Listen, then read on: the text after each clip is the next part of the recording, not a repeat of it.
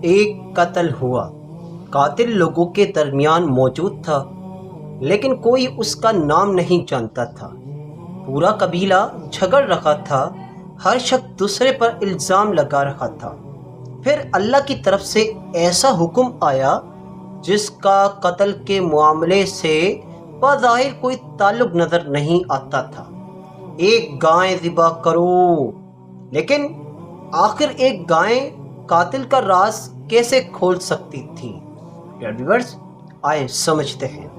بنی اسرائیل میں ایک امیر اور بوڑھا شخص قتل کر دیا گیا۔ کچھ روایت کے مطابق اس کی رشتہ داروں نے مال و میراث کے لالچ میں اسے قتل کیا، پھر خود ہی شور مچانا شروع کر دیا تاکہ شک ان پر نہ جائے۔ ویورز، جب جھگڑا بڑھ گیا اور کوئی فیصلہ نہ ہو سکا تو بنی اسرائیل حضرت موسیٰ کے پاس گئے اور ان سے اللہ سے رہنمائی طلب کرنے کو کہا۔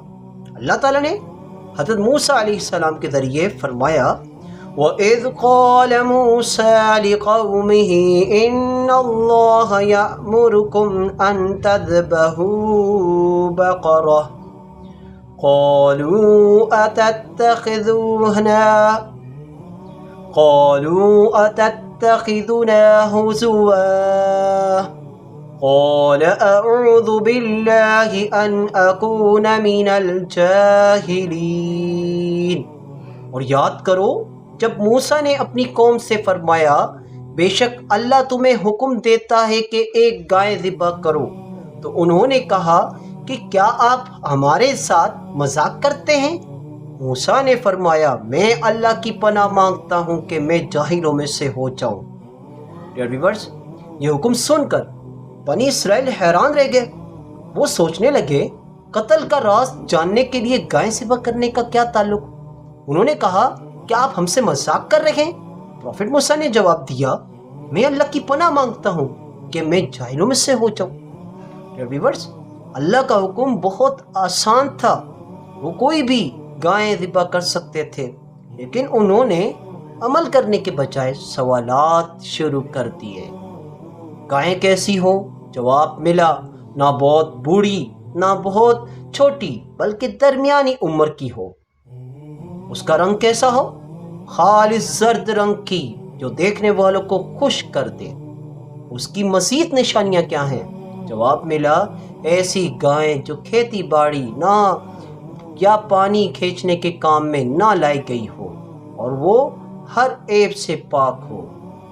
ویورز، اب ایسی گائیں تلاش کرنا بہت مشکل ہو گیا۔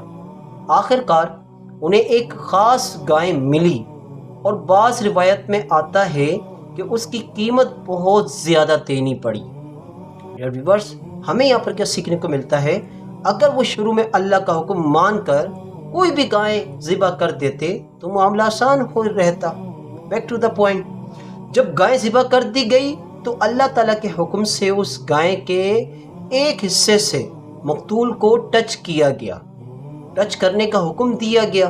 اللہ نے اسے وقتی طور پر زندہ کر دیا۔ اس نے اپنے قاتل کا نام بتایا اور پھر دوبارہ وفات پا گیا۔ اس لمحے بنی اسرائیل پر حقیقت واضح ہو گئی کہ اللہ ہر چھپی ہوئی بات کو جانتا ہے اور اس کی قدرت کے سامنے کوئی راز پوشیدہ نہیں رہ سکتا۔